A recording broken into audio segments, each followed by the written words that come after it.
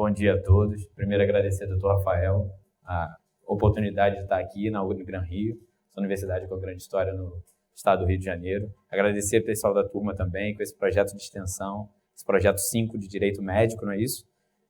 Todo mundo sexto período aqui, quarto período, tem outros períodos. Então, fico muito feliz. Agradecer também à própria OAB, né, pela oportunidade de... Eu estou como presidente da Comissão de Direito Médico, né? Então, agradecer a figura do presidente, Dr. Antônio de Pádua, Dr. Fábio Teles, vice-presidente, de poder estar aqui, confiar no meu trabalho, exercer a figura como presidente médico e, de alguma forma, poder trazer um pouquinho do meu conhecimento sobre vocês nesse tema, nessa área, que tem muita gente que vem falando que é uma área do futuro, que é o direito do futuro, mas, na verdade, ele é o direito do presente. Ele acontece a todo tempo, a todo momento tem um paciente entrando numa unidade de saúde, tem um médico e um paciente tendo um problema na sua relação, tem alguém ajuizando uma ação judicial, buscando uma liminar, uma internação. Então, ele acontece toda hora, todo dia, todo momento. Então, ele não é o direito do futuro, ele é o direito do presente.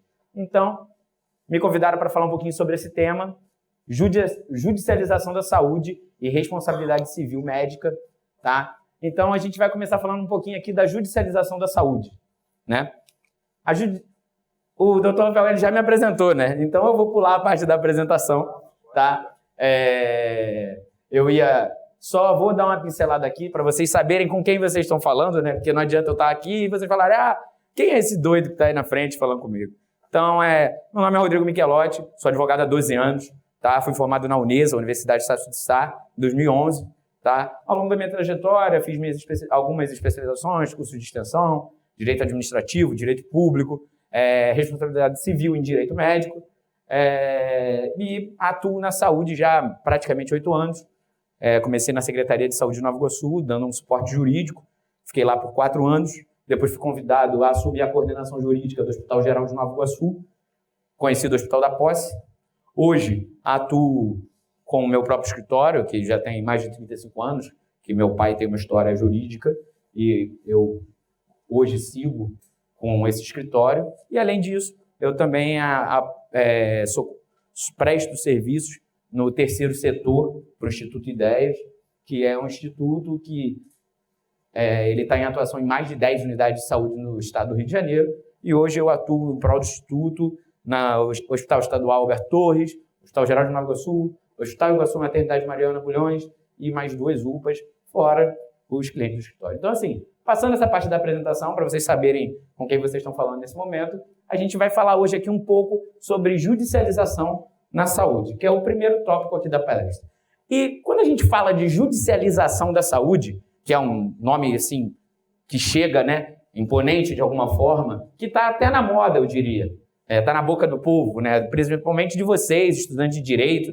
Vocês ouvem o tempo inteiro falar de judicialização. Mas o que é judicialização? O que é? E eu estou perguntando para vocês mesmo. O que vocês pensam? O que vem à cabeça de vocês quando fala de judicialização? Pode falar, gente. Não tem resposta errada, não. Nem certa.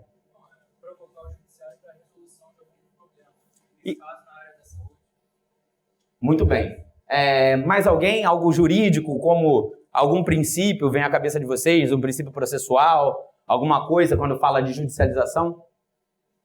Bem, a gente, quando fala de judicialização, a gente pensa muito, eu que sou processualista de formação, a gente vai falar muito do direito de ação, que é o direito, como ele bem falou, da pessoa exercer quando entender que o seu direito foi violado, aquela tutela jurisdicional que ele busca onde? Ele busca no Estado. Quem representa o Estado nesse momento é a figura do juiz, e ele vai, através do exercício do seu direito de ação, tentar formar aquela relação processual, aquele triângulo processual do autor, Estado, juiz e réu, para ele conseguir exercer a tutela do seu direito que ele entende que foi violado.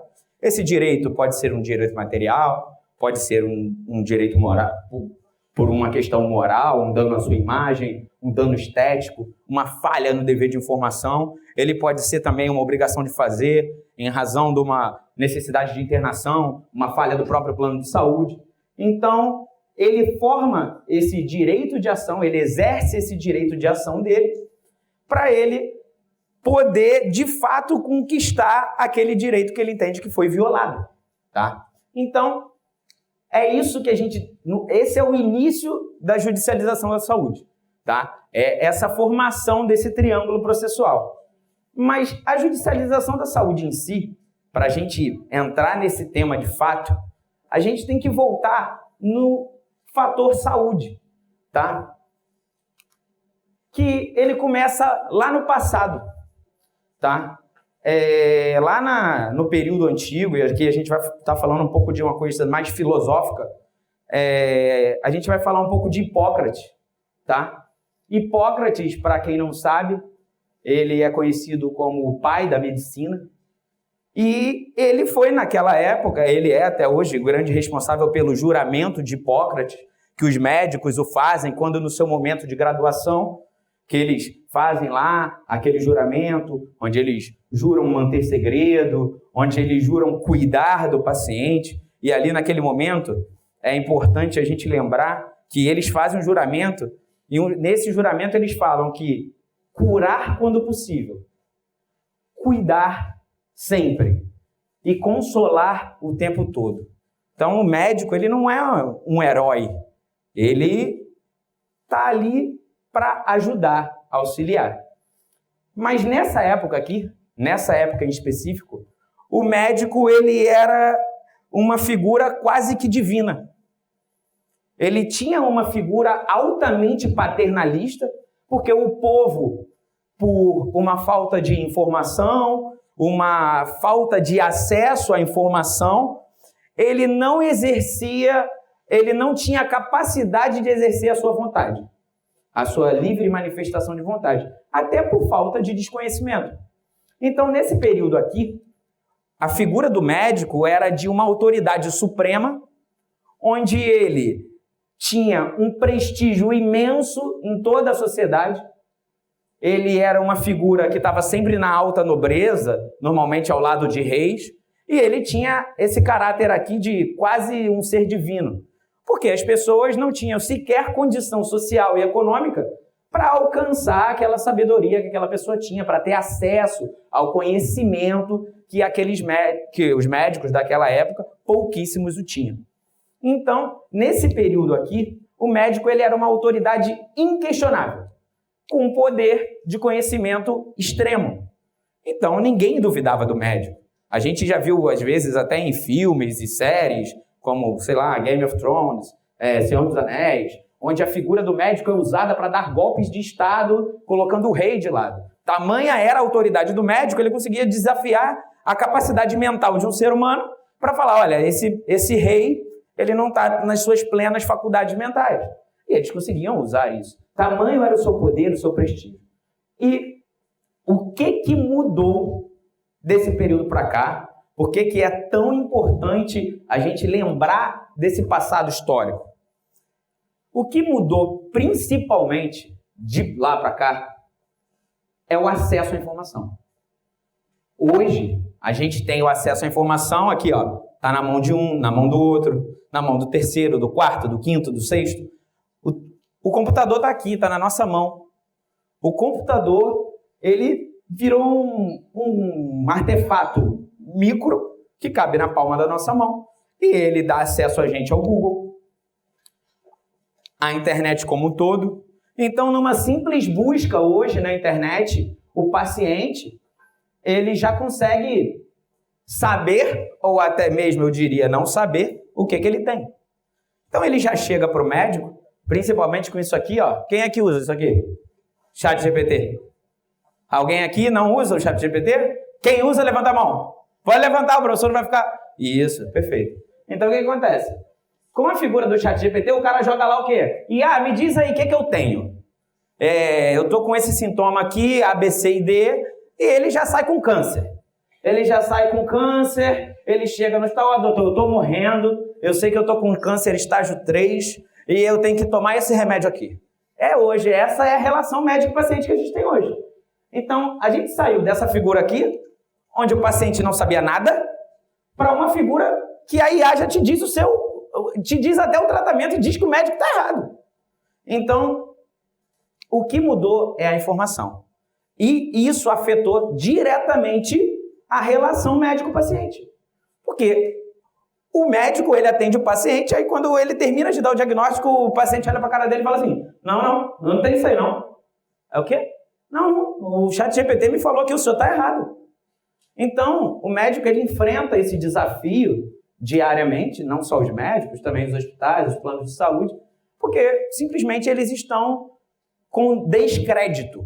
Aquele prestígio de um ser quase divino que o médico tinha, ele foi perdido. O médico hoje ele é uma figura quase com pouco prestígio, no geral, principalmente o médico de recém-formação, onde ele tem dificuldade de estabelecer uma relação com o paciente, muitas vezes porque ele sequer sabe se posicionar, ele às vezes não sabe se posicionar como médico, ele ainda é uma pessoa muito nova, ele é muito jovem, ele não aprende isso na faculdade.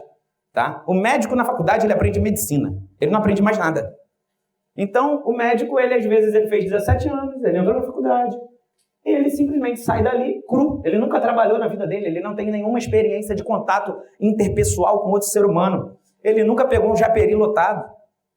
Então, ele não sabe como lidar, muitas vezes, com aquela situação do dia a dia daquela pessoa que tem 1 milhão de problemas e esse problema de saúde é só mais um. E ele não sabe como se relacionar. E por conta disso, tudo isso, ele vem com o seu prestígio aos poucos caindo, virando, assim, ao meu ver, um grande patinho feio. Só que o médico ele é um patinho feio com o bolso cheio de dinheiro, né? E essa é a parte que o paciente mais gosta. Porque não tem nada melhor do que você ter alguém que não sabe nem seus direitos, que não preenche os documentos da forma correta, e tem um bolso cheio de dinheiro para te pagar a indenização. Então, o médico, ele virou um novo patinho feio com bolso do tio Patinhas. Alguém aqui não sabe quem é o tio Patinhas? Porque eu estou falando com a galera que é bem mais nova que eu. Então, se alguém não souber quem é tio Patinhas é a figura da Disney, que é o primo rico do Donald, que ele é abastado, é o primo abastado. Então, o médico é isso. Ele é o patinho feio com o bolso do tio Patinhas. Tá? Ele é rico. Ele não diria rico, mas ele tem dinheiro para pagar a indenização.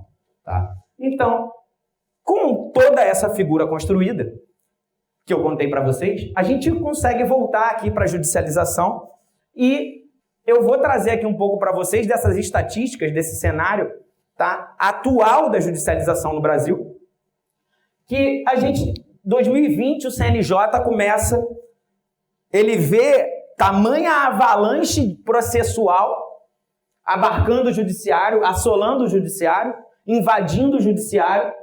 Hoje nós temos 2 milhões de ações, mais de 2 milhões de ações distribuídas, pelo menos 800 mil em atividade, se já não tiver mais.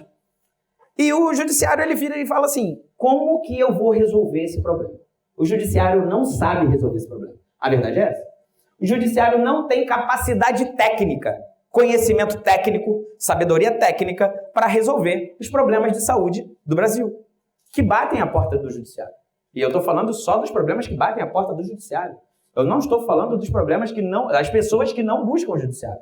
Isso daqui é só quem buscou.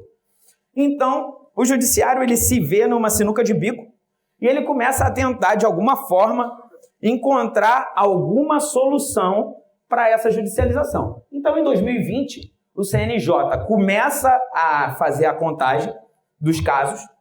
Tá? Antes mesmo, ele chegou a criar o FONAJUS. Alguém sabe aqui o que é o FONAJUS? O FONAJUS ele é o Fórum Nacional da Saúde e Justiça, onde é uma reunião de, como que eu posso dizer, instituições, OAB, CNJ, CONITEC, Ministério da Saúde, Ministério Público, todos eles se reúnem num fórum nacional para tentar dirimir questões de saúde que estão assolando o judiciário, como uma forma de criar enunciados, tá? Esses enunciados têm o condão de criar uma jurisprudência mais uníssona para diminuir a insegurança jurídica, tá? Porque com a vasta demanda judicial, a gente tem juízes julgando das mais diversas formas que vocês puderem imaginar. Então, o judiciário tenta conter essa avalanche de alguma forma, tá? Ele cria a figura do natjuiz, tá? O natjuiz ele tem uma figura estadual e nacional, que é um apoio técnico, que o juiz pode solicitar esse apoio técnico para ele tentar dirimir aquele caso, aquela liminar, para ele verificar se de fato aquele direito que está sendo pleiteado, aquela tutela jurisdicional que está sendo pedida, ele tem direito. Só que o judiciário, ele está tentando barrar isso agora. Ele está tentando criar barreiras, enunciados, agora, tá? Que isso vem já de muito tempo. Se a gente falar de acesso à justiça, as ondas de acesso à justiça, quando a gente fala de processo civil, primeira, segunda e terceira onda, na primeira onda a gente vai falar aí de gratuidade de justiça, na segunda a gente vai falar da parte coletiva, na terceira a gente vai falar da questão de mediação, de acordos, nessa tentativa de mediar os conflitos e diminuí-los. Então, com esse vasto acesso à justiça, trazido pela gratuidade de justiça também, que coloca a figura do paciente numa paridade de armas, enquanto o Estado é desse tamanho, a pessoa era desse.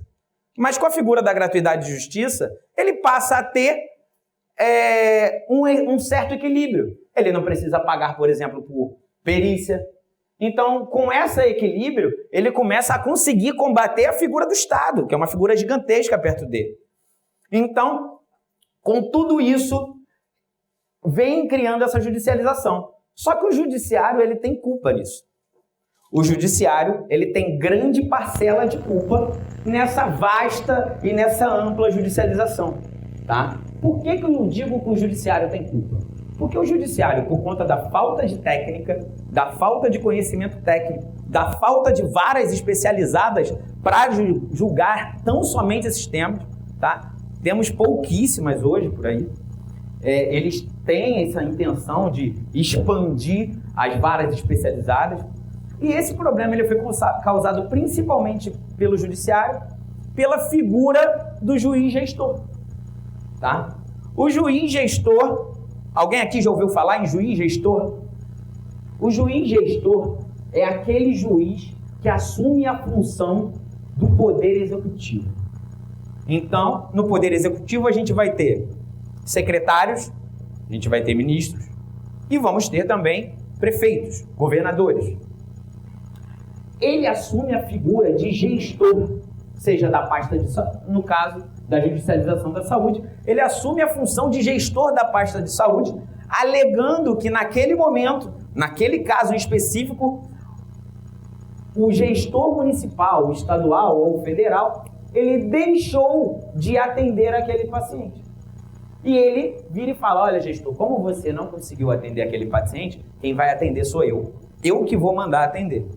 Só que nesse momento, o juiz esquece que a gente trabalha na administração pública com orçamento público. E o orçamento público, ele não é infinito como a galera conta, não. O orçamento público, ele é finito. Não à toa nós temos leis orçamentárias. E quando o juiz manda internar um paciente que não precisa de leito de CTI, num leito de CTI que custa de média de 4 a 5 mil reais por dia, ele está afetando diretamente o orçamento daquela administração pública. E quando ele afeta o orçamento da administração pública, o paciente que precisa de AS não ganha mais AS. O paciente que precisa de dipirona não ganha mais dipirona. Porque o paciente que está ganhando 100 mil, está custando 100 mil, 1 milhão, 10 milhões de reais, um paciente, está roubando a vaga dos demais. Então, o judiciário começa a deferir liminares e mais liminares de medicamentos de altíssimo custo, de tutelas de internação de altíssimo custo, sem sequer, às vezes, ter um laudo médico dizendo, olha, esse paciente ele vai morrer. Ele precisa de leito de CTI, ele precisa de um leito de CTI específico cardiológico. Muitas vezes o juiz, ele defere a liminar, onde não tem laudo médico, onde simplesmente, isso acontece principalmente na defensoria pública, tá? Um advogado particular faz isso, ele ganha um indeferido na cara, tá? Mas a defensoria pública, ela consegue, dia sim, dia também, decisões liminares em prejuízo da administração pública sem sequer ter fundamento técnico suficiente, tá? Isso acontece diariamente. Isso tem um alto custo para os cofres públicos.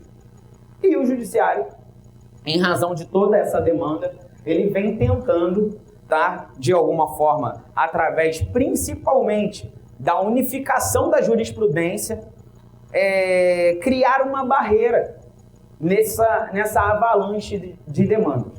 Tá? Então, eu vou falar um pouquinho aqui, vou introduzir um pouco de jurisprudência aqui, tá? Eu vou entrar no tema de jurisprudência. Vou fazer uma transição para a gente começar a conversar um pouco de como essa judicialização vai afetar a responsabilidade civil médica. Mas eu vou antes falar de uma coisa que não está aqui, tá? Ela tem a ver mais com o direito de saúde, mas como ela fala de judicialização, eu vou dar uma pincelada só para amanhã ou depois vocês não saírem daqui falando, poxa, mas o professor não falou daquilo. Então, quando a gente fala de judicialização da saúde, a gente não pode esquecer nunca dos medicamentos. Então, o tratamento de alto custo fornecido de medicação é um tema que ele assola o judiciário dia a dia, todos os dias. E esse tema, ele chegou a ser julgado pelo STJ no tema 106, tá? Se vocês quiserem anotar, que esse material aqui, depois, professor, eu vou disponibilizar, tá? E vou apresentar umas jurisprudências aqui também. Eu passo tudo pro pessoal, sem problema nenhum. Inclusive, se o pessoal quiser passar uma listinha aí com nome, e-mail, eu me comprometo a enviar para todo mundo também, se for o caso, tá? Então, em razão dessa demanda médica, de muito medicamento, de medicamentos de alto custo, o STJ chegou a julgar o tema 106, tá? Onde ele definiu algumas regras, como se a pessoa tem condição econômica ou não para custear aquele medicamento, se esse medicamento ele está aprovado na Anvisa ou não, se ainda que não aprovado, se esse medicamento, por um acaso, não é o caso de ter um artigo científico comprovado que aquele medicamento tem eficácia, o judiciário começa a perceber o erro dele e falar, olha, se o tratamento não é eficaz, vou pausar aqui rapidinho para saudar aqui o presidente da OAB de Nova Iguaçu e o vice-presidente da OAB de Nova Iguaçu, o Dr. Fábio Teles. E voltando, o judiciário começa a perceber esse erro dele, que ele cometeu no passado, e tenta, através da súmula do tema 106, do julgamento 106, criar regras para criar uma nova barreira de ações judiciais. E com isso, não apenas o STJ, a gente tem um julgamento recente, tá? E aí o pessoal tem falado, inclusive, que o tema 106 talvez não se aplique mais, tá? Então deixo aí para vocês pesquisarem. Por que isso? Porque saiu a súmula vinculante 60 e 61 do STF. E a súmula vinculante 60 e 61 do STF, ela vai falar justamente dessa questão do medicamento de alto custo, que deve ser aplicado o tema de repercussão geral 6 do plenário do STF e o tema 1234 do STF. Então, com a aplicação desse tema, deixaria-se de se aplicar, ao entender de alguns, o tema 106 do STJ. Tá? Então, esse tema ele vai definir novas regras para fornecimento de tratamentos e medicamentos de alto custo, seja aqueles previstos na Anvisa ou não. Tá? Eles vão utilizar muito a figura do CONITEC, né, que é um Comitê Nacional de Tecnologia, que ele define aquilo que deve ser custeado pelo SUS, efetivamente, mas, independente disso, os pacientes, eles mesmo que a Anvisa não tenha aprovação, vocês vão reparar na pesquisa que vocês vão fazer, os pacientes o conseguem conquistar. Ah, mas por que, Rodrigo, que eles conseguem conquistar? Porque ele prova por A mais B que a falha é do sistema de saúde. De quem? Da Anvisa. Aquele medicamento, aquele farmaco, ele foi devidamente registrado na Anvisa E a Anvisa, dentro do tempo hábil que ela tinha para habilitar aquele medicamento no sistema, ela não habilitou. Então, aquele medicamento ele não foi habilitado no Sistema Único de Saúde, ou aceito, pelo menos para tratamento, ainda que privado fosse, no sistema de saúde brasileiro. Porém, ele é comprovado em artigos científicos pelo resto de todo o mundo que aquela pessoa, que aquele tratamento ele é eficaz. O judiciário começa aí para a questão da eficácia. Então, com uma forma, como eu disse, de tentar barrar. Ele percebe que a eficácia é a chave. Tá? E aqui a gente vai pular para a responsabilidade civil, tá? Fazer essa transição. E eu vou falar desse tema aqui rapidamente, que é o 940 do STF. Tá? Esse tema ele é muito importante porque ele vai falar da responsabilidade objetiva do Estado, tá? Onde ele vai demonstrar que, independente de culpa, o Estado vai ser responsável. Então, nas ações médicas, principalmente, o dano, aquele dano que a pessoa sofre, ele independe de culpa. Quando a figura do Estado está ali para prestar aquele serviço, então esse dano ele teria um caráter inherente que não precisa comprovar a culpa. Tá? O mais importante não está escrito aqui. O mais importante, se vocês forem defender médicos, não está escrito aqui. Por quê? Porque no mesmo tema, ele te dá uma segunda vertente. Ele te dá a vertente de você blindar, ainda que parcialmente, proteger parcialmente a figura do médico. Como assim? O médico que trabalha no serviço de saúde e ele é colocado num polo passivo de demanda judicial, réu, contra, junto com um município, um hospital público ou um estado, ele não pode figurar como réu na demanda.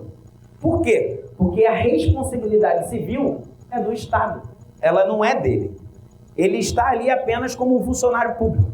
Então, o médico que ele exerce a função de SUS, seja no particular, tá? Então, aqui, o médico que trabalha no hospital particular, prestando serviço naquele momento para o SUS, também entra aqui, tá? Então, você, como advogado, tem que alegar ilegitimidade passiva do réu. E esse médico vai ser excluído dessa ação, do polo civil dessa demanda. E você vai salvar ele de pagar uma indenização. Ah, Rodrigo, ele não vai pagar em hipótese alguma? Não, ele vai. Ele vai. Mas ele só vai pagar se o Estado for perdedor nessa demanda e ajuizar a demanda de ação de regresso contra esse médico. Falando, olha, eu perdi aquela ação por seu erro. Você tem que me pagar esses 30, 20 mil atualizados, seja o que for. Então, esse tema ele é muito importante na defesa do médico, principalmente desse que trabalha no serviço público de saúde. Tá? Então, agora eu vou passar para vocês a apresentação de algumas jurisprudências, que eu acho que é a melhor forma da gente falar sobre responsabilidade civil. Tá? Responsabilidade civil, vou falar brevemente aqui, ela vai estar presente no nosso Código Civil, no artigo 927, e a pessoa que comete ato ilícito, ela tem que fazer uma reparação. E isso também está previsto no 186. Tá? Então, a pessoa que, por ato ilícito, ela, ainda que apenas com culpa, ou seja, aquele que cometeu esse ato ilícito de forma imprudente, negligente, ou com imperícia, ele ainda assim tem que pagar uma indenização. Essa indenização, a gente fala aqui de Código Civil, mas ela também está prevista na Constituição, no artigo 5º e 10, incisos 5º e 10, tá? Então, com a constitucionalização do direito civil, a gente traz isso para o Código Civil, tá? E com essa pincelada sobre responsabilidade civil, sobre o que ela é de fato, a gente passa para falar sobre a jurisprudência no âmbito da responsabilidade civil do médico, tá? E o que acontece muito frequente na prática é que, às vezes, o próprio advogado não sabe se o médico, o hospital, quem é o responsável por aquele dano. Aí, normalmente, o que ele faz? Ele bota todo mundo no polo passivo. Só que ele bota todo mundo no polo passivo e ele esquece, como processualista, que se um dos pedidos dele for julgado improcedente, a sucumbência passa a ser recíproca. E ele não deixa, ele para de ganhar honorários, ele deixa de ganhar honorários. Tá? Então, O ideal é que o advogado ele já tenha esse conhecimento prévio para ele não fazer um pedido que ele sabe que vai ser julgado improcedente. E amanhã ou depois, ele talvez tenha, inclusive, que custear honorários daquele réu e custas judiciais daquela pessoa que ele colocou como réu. Tá?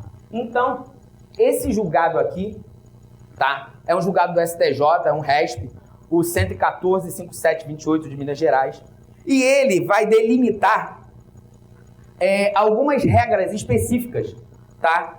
Para demonstrar e separar quando a responsabilidade civil ela é do médico, quando ela é do hospital e quando ela é dos dois, tá? Então, é muito comum, no caso de cirurgiões, eles não serem cirurgião de um hospital. Eles contratarem, eles alugarem, eles pagarem por uma sessão de um espaço para fazer aquele procedimento cirúrgico. E naquele procedimento cirúrgico, o hospital ele apenas cedeu o espaço. Então, qual é a responsabilidade do hospital nesse momento?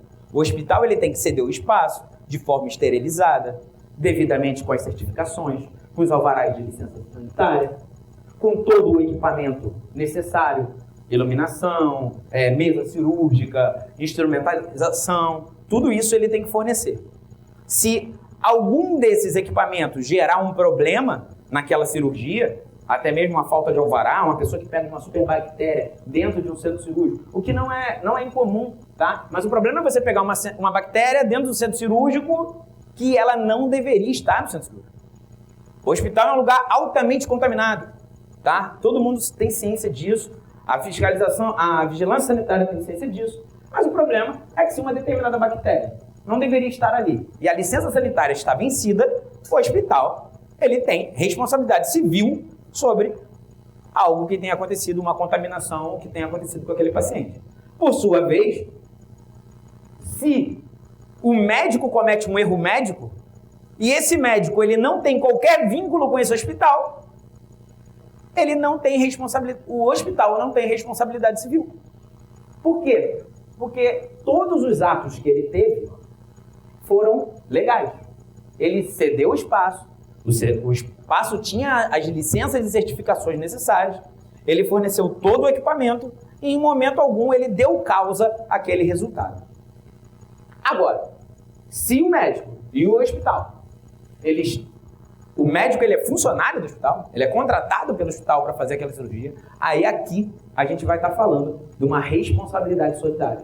Então, quando vocês forem olhar na jurisprudência e pesquisarem, esse enunciado aqui, ele vai estar em todas as jurisprudências que vocês procurarem, porque ele virou um enunciado-chave sobre isso, tá? Então, na responsabilidade civil do hospital por erro médico, a primeira coisa que vocês têm que reparar é isso. Qual é o vínculo do médico e do hospital, qual é a relação dele e quem deu causa, tá? Foi o enfermeiro que deu causa contratado pelo hospital? Foi o enfermeiro que deu causa contratado pelo hospital? A responsabilidade é do hospital, tá? Então, passando aqui, a gente vai falar também aqui, essa jurisprudência é bem interessante, ela fala de responsabilidade do médico por atestado falso. Quem não conhece a prática do dia a dia de uma unidade de saúde, todos os dias chegam demandas pedindo veracidade de atestado. Sim, segunda-feira, inclusive, é o dia que o hospital a emergência fica mais cheia, porque é o dia internacional do atestado médico. A pessoa sai no domingo, vai curtir, vai tomar um chopp, vem aqui pro Brasa, né? Aqui do lado, ela vai pro Brasa e na segunda ela vai lá no hospital pedir um atestado. Ela não tem nada, ela tem ressaca, mas ela vai lá e ela quer um atestado. E aí o que acontece? Essas empresas pedem verificação desse atestado para saber se ele é verdadeiro ou não. E o atestado, como é que a gente faz isso no hospital? Como é que é esse procedimento? É simples. A gente recebe, encaminha para o médico e o médico diz se é verdadeiro ou não. O médico dizendo que é verdadeiro, atestando que aquela assinatura é dele, que ele fez aquele atendimento, a gente encaminha essa resposta para a empresa. Só que às vezes, acontece desse atestado, o médico colocar lá, olha, eu não atendi o paciente. Essa assinatura não é minha, esse carimbo não é meu. Esse é falso. A gente manda para a empresa e a empresa, com certeza absoluta, vai mandar essa pessoa embora por justa causa. E aí essa pessoa, ela depois vai entrar com uma ação contra o médico, falando o seguinte: olha, você acabou com a minha vida. Eu tinha um emprego bom, ganhava bem, fui no hospital, fui atendido por você, e você disse que ele é falso. Ele não é falso.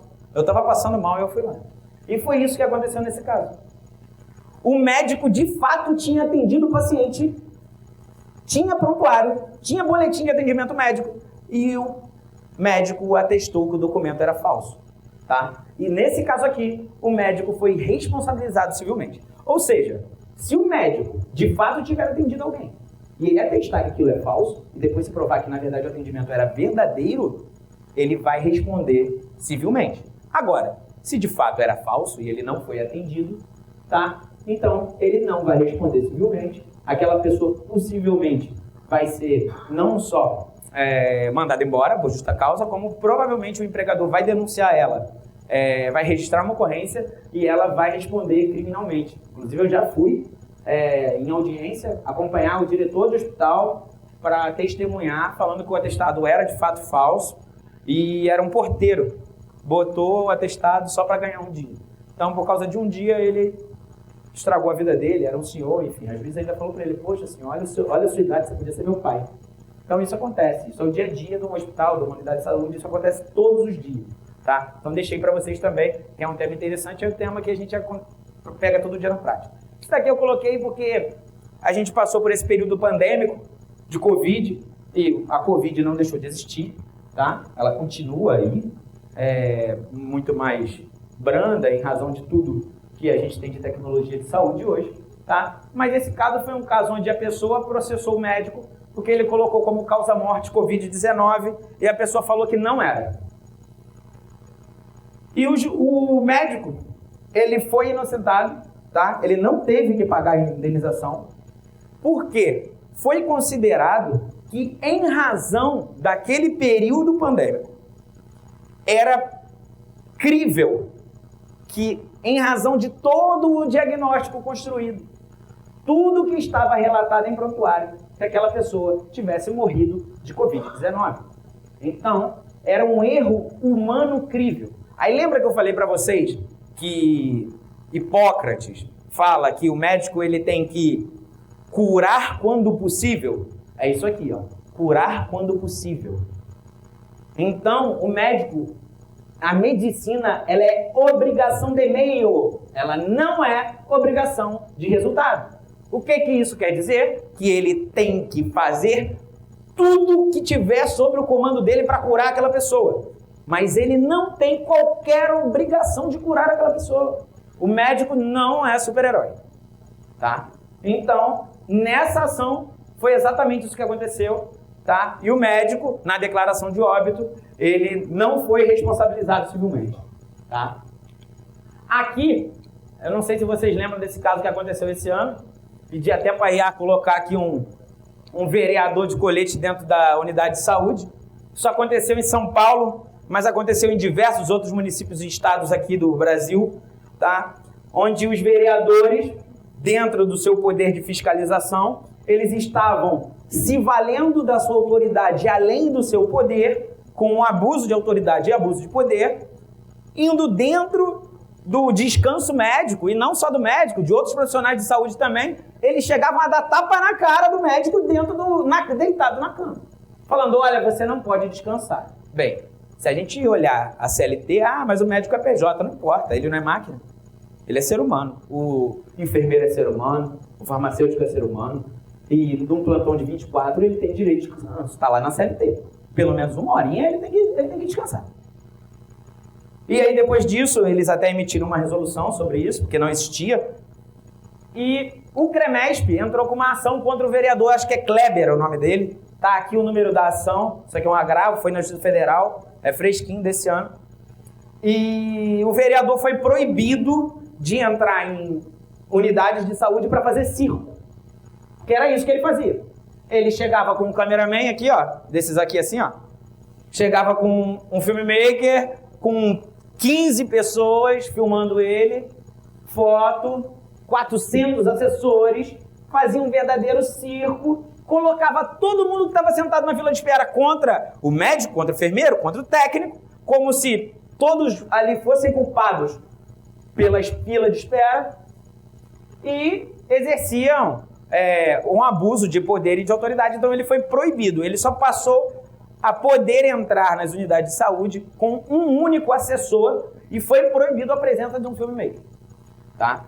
Junto com ele. Então, esse agravo aqui foi um agravo. Essa ação foi feita pelo CREMESP, tá? É o Conselho Regional de Medicina de São Paulo, tá? Contra o Dr. Kleber, tá? E aí, a gente tem aqui figura, isso aqui não é uma jurisprudência, tá? É um artigo, eu vou disponibilizar para vocês também esse artigo, tá? É um artigo do professor José Jorge Pinheiro e da professora Maria Sueli. E nesse artigo, eles vão falar sobre o termo de consentimento livre e esclarecido, que a gente na prática costuma chamar de TCLE. Ele é um documento obrigatório para a realização de todo e qualquer procedimento médico. Cirúrgico ou não. Por exemplo, uma colonoscopia pode não ser cirúrgica, porque ela não, muitas vezes não precisa de um centro cirúrgico. Mas ela é um procedimento que tem riscos. E esse risco tem que estar previsto num termo de consentimento livre e esclarecido. Nesse estudo, aqui, eles vão chegar à conclusão, e aí vocês vão receber esse spoiler aqui, mas vale a pena ler o estudo, de que 80% dos casos, mesmo com o termo de consentimento livre e esclarecido, o médico foi responsabilizado civilmente. Você vai falar, ué, então não está adiantando. Para que eu vou dar um termo de consentimento livre e esclarecido para ele, se ele vai continuar sendo responsabilizado? Porque a mágica não está nos 80%, a mágica está nos 20%. Porque esses 80% aqui é o termo que ele pega na recepção do hospital, que tem lá o campo de nome, uma linha, um underline, a data, um underline, e é um termo genérico que serve para toda e qualquer pessoa. E o termo genérico que serve para toda e qualquer pessoa não serve para o Poder Judiciário. Ele não serve para o Conselho Regional de Medicina e ele não serve para o Conselho Federal de Medicina. Ele não vai te proteger nem a nível civil e nem a nível penal e nem a nível ético-disciplinar. Só que a galera dos 20% aqui, eles têm um termo de consentimento livre e esclarecido extremamente bem feito, onde ele vai dizer ali todo o diagnóstico do paciente, todo o prognóstico do paciente. Ele vai dizer tudo o que pode acontecer, todos os riscos que esse paciente pode enfrentar, inclusive os de morte, inclusive os de cegueira, inclusive os de perda de braço, dermatite, alergia, danos permanentes. Tudo isso tem que estar no termo de consentimento livre e esclarecido, mas as pessoas não colocam. E por isso, em 80% dos casos, o termo de consentimento livre e esclarecido não serve para nada. Quando você lê só os 80%, você vai pensar justamente o que eu falei no início. Ah, então não adianta. Não, ele adianta sim. Porque você tem que fazer um documento bem feito. Ter um preventivo bem feito salva o médico. Então, o médico que tem uma documentação bem feita, a chance dele, quando processado, ter sucesso na demanda é extrema. Tá? Então, a gente passa aqui agora para falar da responsabilidade do cirurgião e do anestesista. Tá? Essa parte aqui ela é bem legal, porque esse julgado aqui, em específico, ele é diferente. Num geral, a responsabilidade civil dentro de um centro cirúrgico, ela é interpessoal. Ela é unipessoal, ou seja, o cirurgião responde pelos atos dele, o anestesista responde pelos atos dele. O que acontece nesse caso em específico aqui é que a pessoa que contratou aquele serviço médico de saúde, ela contratou o cirurgião. E o cirurgião falou para ela assim, olha, você fica tranquila que a equipe é minha. Quem vai definir quem é o cirurgião sou eu, o instrumentador sou eu, quem é o enfermeiro sou eu, quem vai resolver tudo sou eu. Você vai pagar essa quantia aqui e tá comigo, você não vai ter dor de cabeça. Então, em razão disso, o tribunal deixou bem claro na ação o seguinte, olha, em regra, o entendimento do tribunal é de que a responsabilidade por um ato cometido pelo anestesista não é do cirurgião. Quem errou foi o anestesista, quem vai responder é o anestesista. Só que nesse caso aqui em específico, o cirurgião foi quem contratou o anestesista. Então, ele se tornou praticamente uma figura garantidora daquele anestesista. E a partir do momento que ele se tornou garantidor, ele passa a responder solidariamente ao erro cometido pelo anestesista, tá? Então, esse caso ele é bem legal, porque ele é o inverso, ele é o que não costuma acontecer, tá? Em que pese isso, na prática, ser uma rotina diária, tá? Principalmente cirurgião plástico. Cirurgião plástico, normalmente, ele já tem equipe fechada com o anestesista que indica, tá? Então, é um tema que você, numa defesa jurídica ou numa acusação, você consegue usar muito, você em favor do paciente, ou, no caso do réu, você vai tentar utilizar a parte de que não foi contratado, tá? Aqui, eu acho que essa é a última jurisprudência que a gente vai falar hoje, tá? Chegando aqui, caminhando para o final. Essa é muito boa, tá? E isso daqui define muita coisa. Eu não concordo com isso aqui, tá? Obrigação de resultado. Para mim, toda a área médica é obrigação de meio, tá? Mas o tribunal entende que nos casos de cirurgia plástica, e por isso, se vocês puxarem no CNJ, vocês vão ver que cirurgia plástica é o top 1 de processo judiciário. Se eu não me engano, se não me falha a memória, top 1 cirurgia plástica, top 2 ortopedia e top 3 GO, que é gineco e obstetrícia, tá? O ranking antes era GO em primeiro, cirurgia plástica em terceiro e ortopedia em segundo. Hoje o ranking virou, cirurgia plástica foi para primeiro. Por quê? Porque a obrigação, pelo entendimento do STJ, é de resultado. E se a obrigação é de resultado, a responsabilidade civil ela é objetiva. Se a responsabilidade civil ela é objetiva, o dinheiro está garantido, praticamente. Então, choveu a ação do judiciário, e aí a pessoa entra com uma ação, por exemplo, uma rinoplastia, falando que, olha, o meu nariz não ficou do jeito que eu queria. Eu queria aquela pontinha de nariz arrebitadinho, ele estava meio torto para a esquerda, eu queria ele mais centralizado, o médico me prometeu e não fez. Chega na ação, se ficar comprovado que não houve embelezamento, não houve melhora estética, tem responsabilidade civil. Ou seja, se não comprovar embelezamento, o que isso significa dizer? Que se a pessoa não queria o nariz torto e o nariz deixou de ficar torto, ela teve benefício. E se ela teve benefício, ela não vai ganhar a ação judicial. Ou seja, no caso, por exemplo, de uma mamoplastia, se a mama ficar uma para cima, outra para baixo, vai ter indenização. Agora, se ela ficou simétrica, mas ela não ficou igual da artista que eu mostrei para o médico, desculpa, mas você não tem direito à indenização. Mas isso é um entendimento recente, tá? Durante muito tempo, a pessoa não gostava, ficava por isso mesmo. E muito por isso, o Conselho Federal de Medicina, ele vem, através da sua resolução, que eu não vou lembrar o número agora, que ela fala sobre imagem e publicidade médica, impedindo, ela não impede o antes e depois, tá? Esses antes e depois que vocês verem em rede social, a anterior impedia, a nova não impede, tá? Porém, ela fala que não pode o médico usar daquilo ali de uma forma exagerada, para a pessoa alcançar algo que é inalcançável.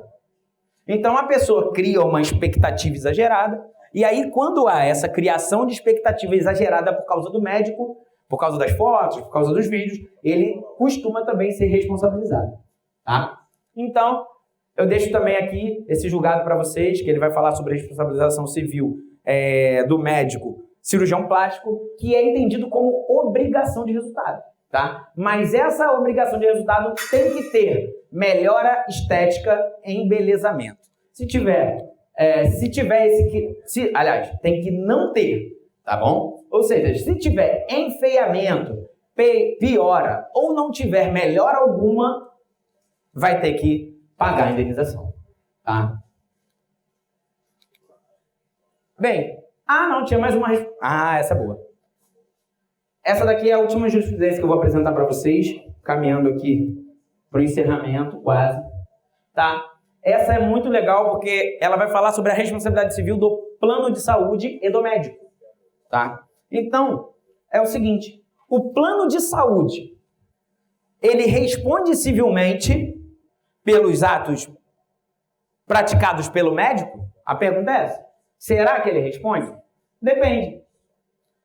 Se o médico cirurgião fez a cirurgia utilizando o plano de saúde, veja bem o que eu vou falar aqui, utilizando o plano de saúde, mas ele não é credenciado do plano, como é que ele faz cirurgia pelo plano sem ser credenciado pelo plano? Simples.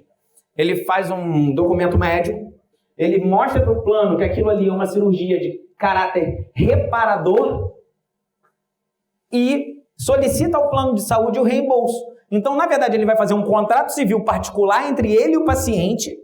O paciente vai falar, olha, vou fazer essa cirurgia aqui, paguei já, tá aqui, ó, paguei 30 mil, eu quero reembolso disso aqui. Então, ele vai fazer uma cirurgia pelo plano de saúde sem ser credenciado. Se ele não é credenciado, o plano de saúde não responde. Agora, se ele fizer essa cirurgia através do plano, sendo credenciado do plano de saúde, aí sim, responde ele e o plano solidariamente, tá? Então, vou deixar tudo isso para vocês, tá? Eu vou mandar pro Dr. Rafael, para Mariana, tá? E ele depois manda para vocês. Mando também as jurisprudências, eu tenho um compêndio bom de jurisprudências lá, mando para vocês. Mando o artigo. E no início, eu perguntei para vocês, o pessoal ficou meio assim de responder, de quem era a culpa da judicialização. E, sinceramente, de quem é a culpa? Seria do médico a culpa? Seria ele, essa figura que está presente nessa responsabilidade civil constante?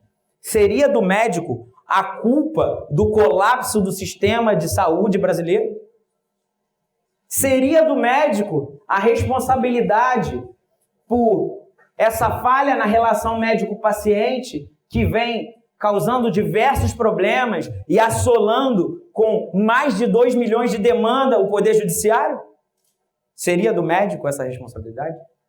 Seria do médico a responsabilidade pelas filas do Sistema Único de Saúde terem mais de durarem 2, 3, 4 anos para uma pessoa ter o seu diagnóstico e depois ficar mais 4, 5 anos nessa mesma fila para conseguir ter direito ao seu tratamento? Será que essa culpa é do médico? Será que é do médico a culpa pelo problema na rede de atenção básica de saúde? Onde o paciente chega lá, ele não consegue ser atendido? Onde ele vai na clínica da família, não tem atendimento?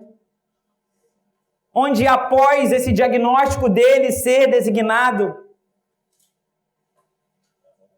ele não conseguir o seu atendimento? Ele não conseguir fazer o seu procedimento cirúrgico e morrer na fila de espera do SUS? Será que é do médico a culpa por pessoas com um pouquinho melhor de condição social, como vocês, como eu, a grande maioria, imagino aqui que tenha plano de saúde, ter um plano de saúde e poder, de alguma forma, buscar o sistema de saúde privado e ali também não conseguir uma qualidade no seu atendimento? Porque se descobriu uma indústria de saúde onde o hospital contrata 2 médicos para uma emergência e o médico que tinha que prestar uma consulta de 40 minutos a 1 hora, ele tem que dar aquela consulta em 15, 20 minutos e fechar um diagnóstico. Será que é do médico a culpa por todo esse colapso do sistema de saúde, fazendo com que esses pacientes que não são atendidos na rede básica superlotem a rede especializada de saúde, a rede de urgência e emergência, enchendo a emergência do hospital, porque lá na atenção básica ele não recebeu o cuidado necessário, o seu caso complica e ele tem que ir para a atenção especializada, que também não atende, e ele para na urgência e emergência com um problema grave, que poderia ter sido solucionado lá atrás. Será que a culpa pela má gestão do serviço público de saúde, pelos prefeitos, secretários, pelos governadores, pelo presidente e pelos ministros da saúde, ao longo de todas essas décadas do judiciário, é do médico? Será que a culpa por todo o colapso desse sistema de saúde é daquele que fica na ponta, atendendo, que se mata, fazendo 24, 48, 72 horas do plantão, que deu a cara na Covid-19, na pandemia? A culpa por não ter CTI é dele? Bem, eu deixo aqui para vocês essa reflexão. Muito obrigado.